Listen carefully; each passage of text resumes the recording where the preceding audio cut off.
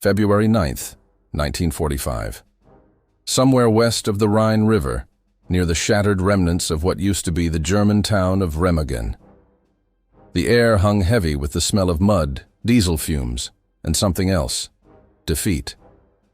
Oberstleutnant Franz Richter, a 39-year-old logistics officer in the Wehrmacht, stood on the side of a rutted country road, his boots half swallowed by the thawing winter muck. His uniform, once immaculately pressed, was now a collage of grime and exhaustion. Behind him stretched a column of prisoners, nearly 200 Germans captured during the chaotic retreat eastward. Ahead of him, an American convoy was pulling up, its engines roaring like a chorus of mechanical beasts.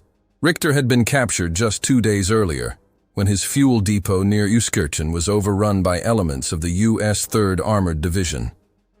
It had been a swift, terrifying encounter, Shermans cresting the ridge like steel leviathans, followed by half-tracks bristling with infantry.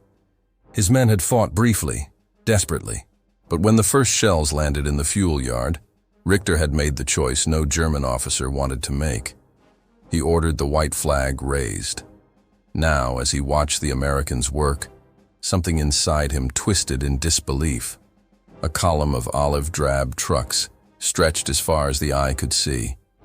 Tankers, each one sloshing with thousands of gallons of gasoline. Soldiers, young, confident, chewing gum and laughing as they unloaded jerry cans, moved with practiced rhythm. There were no shortages here, no pleading for supplies, no desperate radio calls for fuel that never came. Richter counted them. 1, 2, 3, 15 trucks in just the first line. Each marked U.S. Army fuel supply, each carrying enough to keep a panzer regiment fighting for days. He turned to the American sergeant overseeing the operation, a broad-shouldered man with a Tennessee drawl and a cigarette tucked behind his ear. "Wie viel Benzin?" Richter asked, his voice flat, almost academic. The sergeant looked up, squinted, and motioned for a nearby interpreter. The young GI translated with a grin. "He wants to know how much gas, Sarge." The sergeant chuckled, then blew out smoke. "Tell him this loads 50,000 gallons. The words hit Richter like artillery. 50,000 gallons. For one convoy. Just for one division, maybe less. His mind tried to calculate what that meant. In the past 3 months, his entire corps, 4 divisions, had received less than half that amount. His tanks had been immobilized, his trucks abandoned, his soldiers forced to drag fuel barrels on horse carts. And here it was, endless rivers of fuel flowing west to east, like blood through the veins of a war machine that never tired. He felt his throat tighten. 50,000, he murmured under his breath. Das ist unmöglich. But it wasn't impossible. He was seeing it, hearing it, smelling it. The sergeant flicked his cigarette into the mud and barked an order to move the next set of trucks forward. Engines revved, chains clinked. The Americans were refueling a forward supply dump for the upcoming Rhine crossing, a fact Richter didn't yet know. But even without knowing the details, he understood the implication. This was not a desperate army. This was an inexhaustible one. One of the GIs offered him a cup of coffee. "You look like you could use it, pal." Richter hesitated. Coffee, real coffee, hadn't touched his lips in months. He accepted the tin cup with trembling hands, the rising steam smelling almost sinful. The American grinned and walked off to help another prisoner, leaving Richter alone with his thoughts. He looked at the liquid in his hands, dark and rich. This was what victory looked like, he realized. Not banners or speeches or parades. It was supply. It was logistics. It was 50,000 gallons of fuel casually delivered to the front, while your enemy rationed the last drops from captured trucks. And somewhere, deep in his chest, something gave way. Not loudly, not dramatically, just a quiet, collapsing certainty. For years, Richter had believed in German victory, not out of ideology, but out of faith in efficiency, in the precision of the German machine. But that machine had run dry, and in its place stood this, the endless, roaring, industrial tide of America. The convoy rolled past him, truck after truck, disappearing into the gray mist ahead. Each engine note was like a nail in the coffin of the war he'd once believed could be won. He whispered to no one in particular, "Der Krieg ist vorbei." The war is over. But around him, the war was still raging. Shells echoing in the distance, smoke rising on the horizon, and men still fighting for a cause that was already lost. The convoy disappeared into the fog, leaving only the deep tread marks of its passing and the faint, oily scent of gasoline in the air. Oberstleutnant Franz Richter stood motionless, staring after it as if it were a vision that might vanish at any moment. The prisoners were being herded toward a collection point, a makeshift POW camp, but his mind was still on those trucks. 50,000 gallons. It echoed in his thoughts like a sermon. Hours later, when they reached the holding camp, a fenced field surrounded by American MPs and buzzing jeeps, Richter sat on the damp ground with a dozen other officers. A fire crackled nearby, and for the first time in weeks, he felt warmth on his hands. The Americans fed them canned rations and bread. To men who had been living on boiled potatoes and frozen turnips, it felt like luxury. Across the fence, Richter could see more convoys arriving, an unending stream of trucks, half-tracks, bulldozers, and cranes. Engineers shouted over the noise of machinery. Some were laying down steel planks to create temporary roads. Others were assembling pontoon bridges across the nearby tributary. The rhythm was relentless, organized, unstoppable. He turned to the man beside him, Major Heinrich Kolbe, a fellow officer who had commanded a signals unit before his capture. Kolbe, gaunt and unshaven, noticed Richter's fixed stare. "What are you looking at, Franz?" he asked quietly. Richter didn't answer at first. He gestured toward the activity beyond the wire. "Do you see how fast they work? How much they have?" Kolbe shrugged. "They're Americans. They have factories. We have ruins." "No," Richter replied, shaking his head. "It's more than factories. It's organization. Look at them. Every man knows what to do. No shouting, no confusion, just efficiency. I used to think we Germans were the masters of that." Kolbe smirked bitterly. "We were. Once." A jeep rolled past the camp, splashing mud. An American lieutenant inside was laughing, his radio crackling with updates from the front. "Third Armored's refueled and ready. Rhine crossing in 3 days." Richter caught the words, and though his English was limited, he understood enough. The Americans were preparing to punch through Germany's final natural barrier. He clenched his hands together, feeling the rough fabric of his coat. "In 3 days," he murmured. "They'll be across the Rhine." Kolbe's eyes widened. "You're sure?" Richter nodded slowly. "I heard it myself. They have the fuel, the men, the equipment, everything. The Reich can't stop them now." That night, while the other prisoners slept, Richter lay awake beneath a thin blanket. The wind carried distant thunder, not from storms, but from artillery.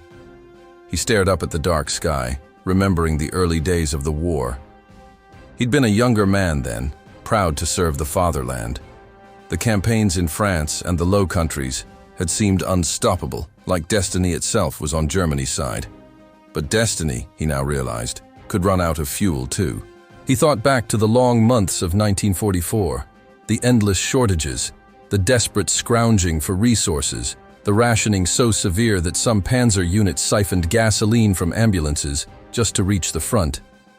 He had spent entire nights calculating how to move men and machines with half the required fuel. He had seen tanks abandoned and burned because they could not retreat, and now, in the flickering firelight of captivity, he finally understood why they had lost. Not because of courage, or tactics, or even numbers, but because of supply. When dawn broke, the sound of aircraft engines filled the air. Richter sat up and squinted toward the horizon. A formation of American transport planes, C-47s, drifted across the sky like migrating birds. Behind them, more followed, towing gliders heavy with equipment. The entire sky seemed alive with motion. Kolbe stirred beside him. More reinforcements? Yes, Richter said softly. Always more. The guards moved them again at midday, loading the prisoners into trucks headed for a larger camp. As the vehicle bounced along the muddy road, Richter caught sight of yet another fuel depot being established, a massive one this time. Rows of drums, stacks of jerry cans, and pipelines stretching toward the riverbank. American engineers were everywhere, shouting commands over the roar of engines. When they passed close enough, Richter read a stencil on one of the drums. Avgas, 100 octane. Aviation fuel. He turned to the MP sitting beside him in the truck bed. All this for airplanes? He asked in halting English. The American nodded. That's right, for the flyboys. You'll be seeing a lot more of them soon. Richter swallowed hard. He knew what that meant. Bombers, fighters, thousands of them, fueled and ready. The skies over Germany would soon be swarming again. He leaned back against the wooden planks of the truck, feeling the vibration of its powerful engine. Even this, just a transport truck, seemed better built than most German vehicles he'd seen in the last year. The Americans didn't just fight a war, they built an industry around it. As they drove deeper into the captured territory, the landscape changed. Villages lay in ruins, bridges blown apart, and trees shattered by shell fire. Yet through it all, American engineers were already rebuilding, laying new roads, setting up new bridges, moving fuel, food, and ammunition like clockwork. Richter's eyes began to sting, though he wasn't sure whether it was from the cold wind or something else entirely. He turned to Colby again. Do you remember when we thought the Americans were weak? Colby nodded. Our officers said they were soft, dependent on machines. Richter exhaled, shaking his head. They were right about one thing. They are dependent on machines. But look around, Heinrich. Their machines never stop. The truck bounced over a crater and kept rolling.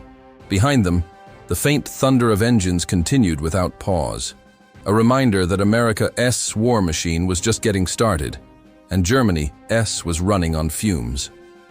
For Oberstleutnant Franz Richter, the 50,000 gallons of fuel he'd seen the day before had done something no Allied bomb or tank shell could have achieved. It had broken his faith, not just in victory, but in the very idea that Germany could still fight at all. By the time the convoy reached the prisoner processing camp near Liège, Belgium, Oberstleutnant Franz Richter had stopped asking questions. The ride had been long and jarring, but it was not the discomfort that kept him silent. It was what he had seen along the way. The sheer scale of it. The endless line of American logistics that seemed to pulse across the landscape like arteries feeding a living giant. At every bend in the road, he saw movement. Bulldozers clearing debris, engineers raising Bailey bridges, fuel trucks humming like worker bees around depots, and fresh columns of infantry trucks arriving in perfectly timed intervals. Not chaos, not improvisation, coordination. When the truck halted at the camp gate, Richter and the others were ordered to dismount. As they shuffled toward the registration tent, he caught sight of another impressive sight. A massive stockyard filled with neatly stacked crates, stamped with white stars. From the distance, he could read the markings: rations, C-type, ammunition, Cal 50, gasoline, 100 octane. Each stack reached taller than a man. A nearby group of American supply clerks were laughing as they worked. One of them leaned against a crate and took a long drink from a glass bottle of Coca-Cola before tossing the empty into a pile of hundreds just like it. It was a small thing, a single soldier drinking a soda. But to Richter, it was symbolic.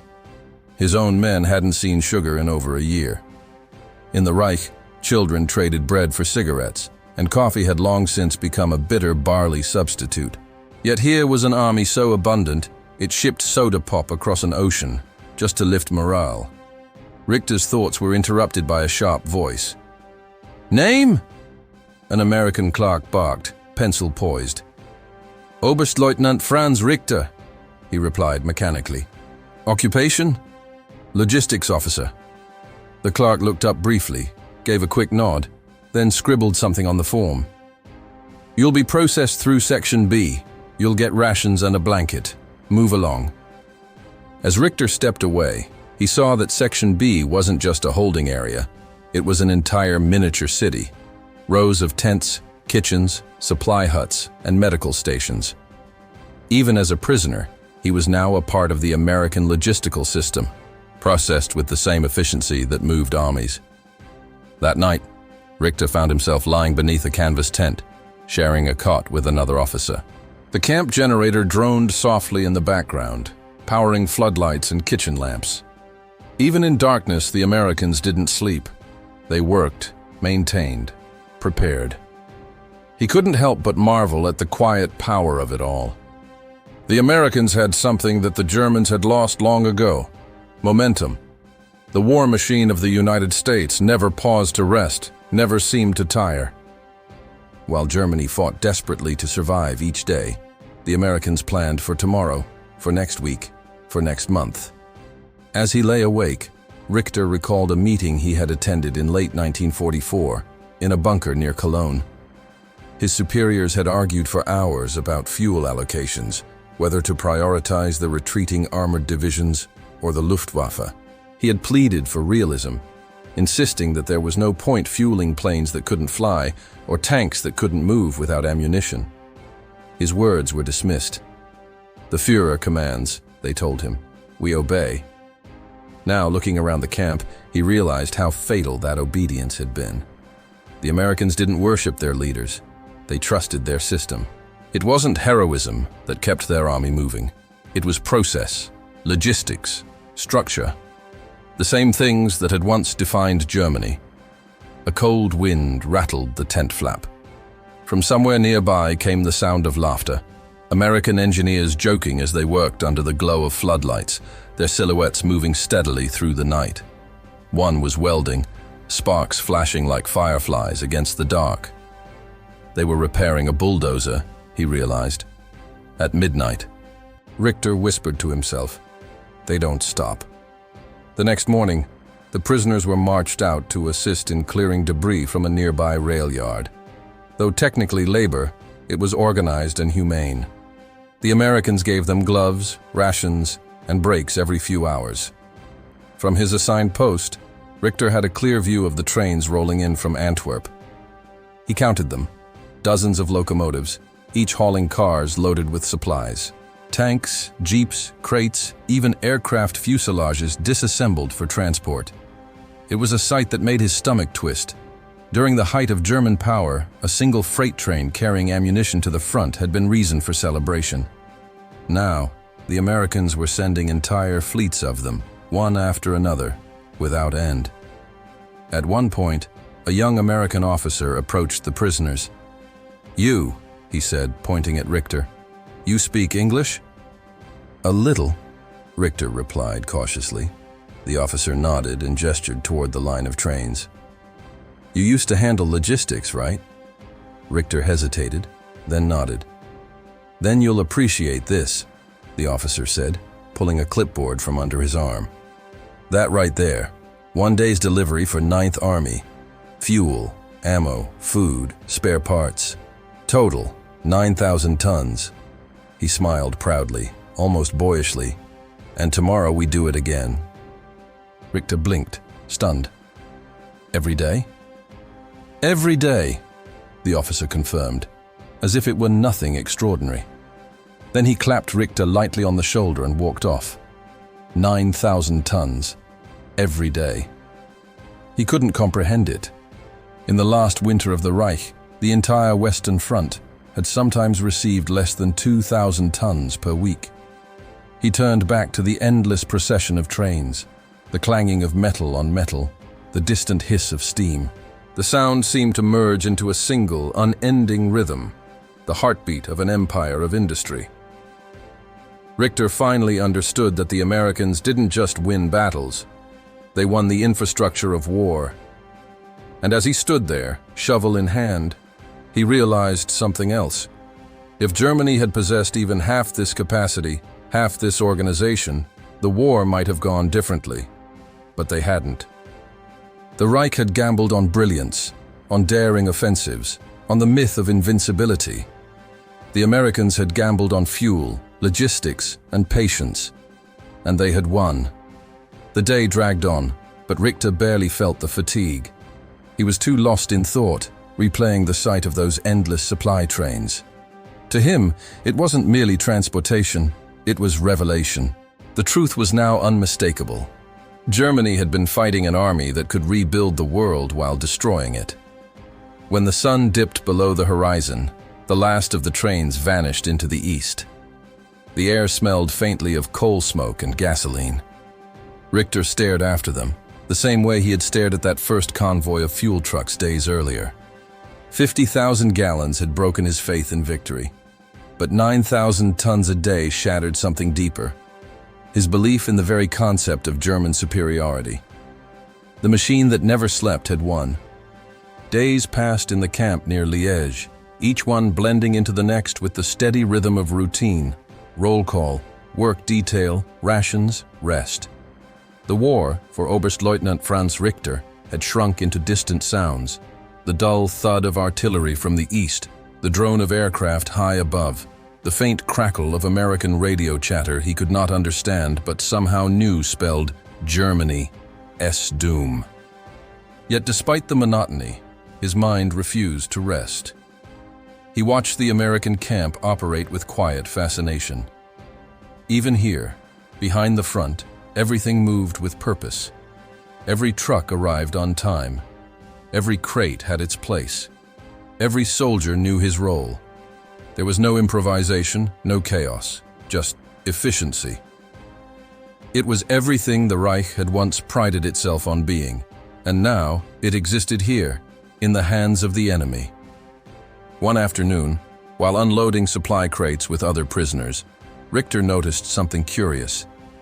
The Americans were organizing rations, not for themselves, but for the civilians in nearby liberated towns. The crates were labeled Relief Supplies, Civil Affairs Division, flour, canned meat, sugar, medical kits.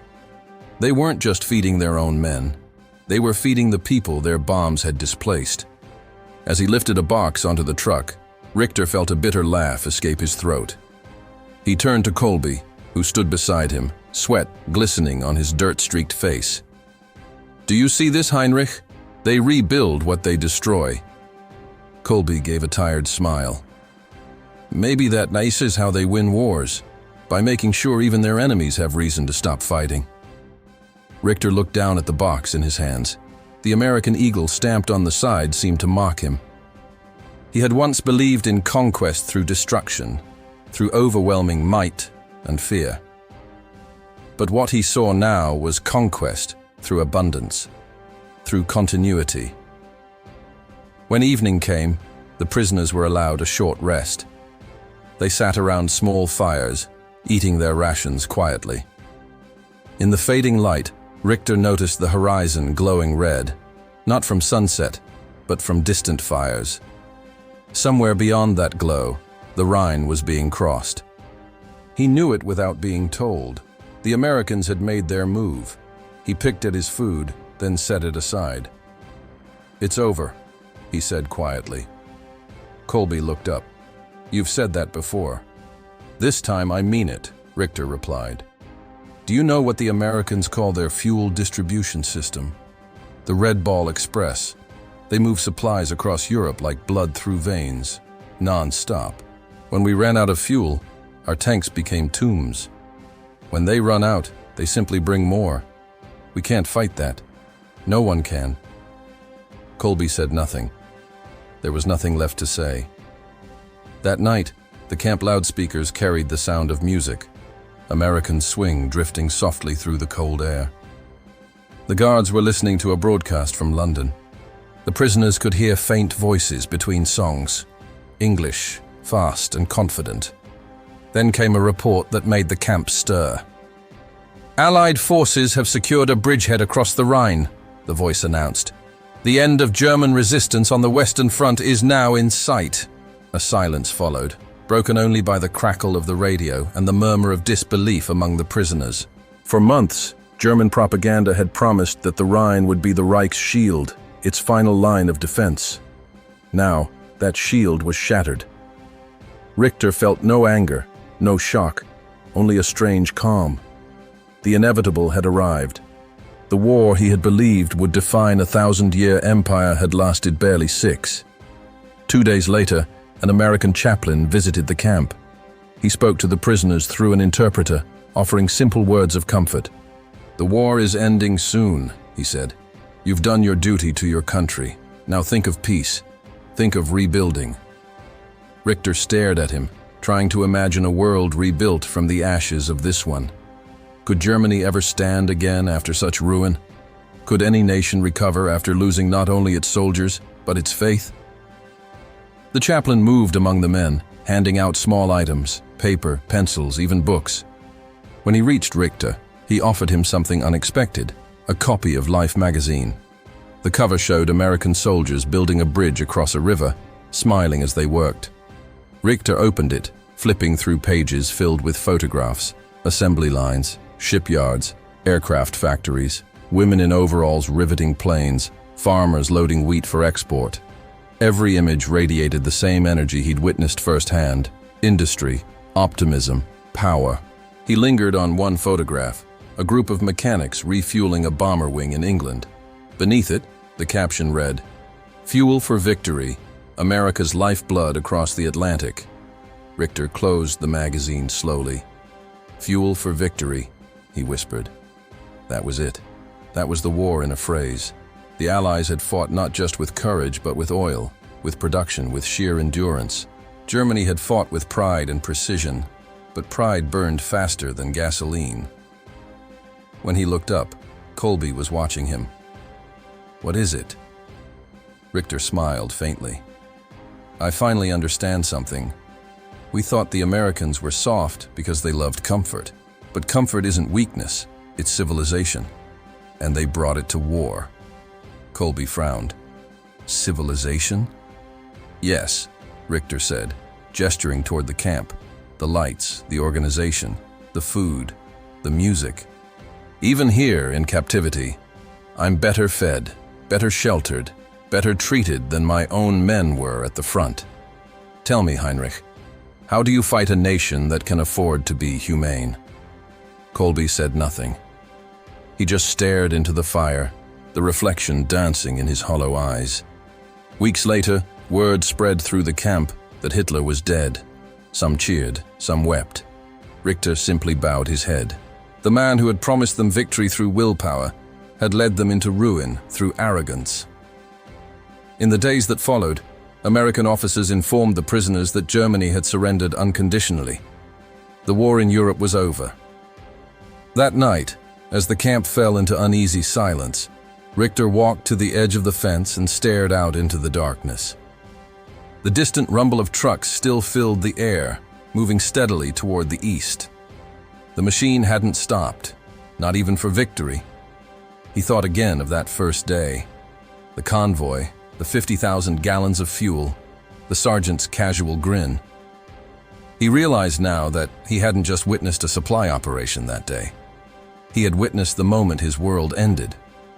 The Reich had believed it could outfight its enemies, but it had been outbuilt, outproduced, and outlasted. As dawn broke over the camp, Franz Richter whispered a quiet truth to himself, one he would carry for the rest of his life. Wars are not won by courage alone. They are won by those who can keep the engines running. And as the hum of American trucks faded into the distance, he finally understood the true sound of victory.